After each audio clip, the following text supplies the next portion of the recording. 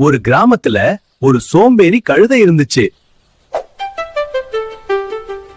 வேலைன்னா அதுக்கு தூக்கம்தான் பிடிக்கும். ஒரு நாள்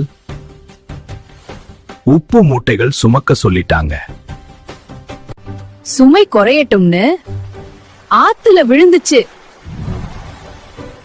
உப்பு கரைஞ்சது. கழுதை சந்தோஷம். அடுத்த நாள் பஞ்சு மூட்டைகள் மறுபடியும் ஆத்துல விழுந்தது.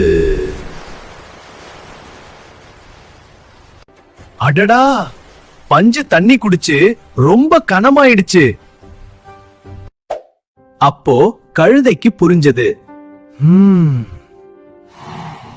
சோம்பேறித்தனம் பின்னாடி கஷ்டம்.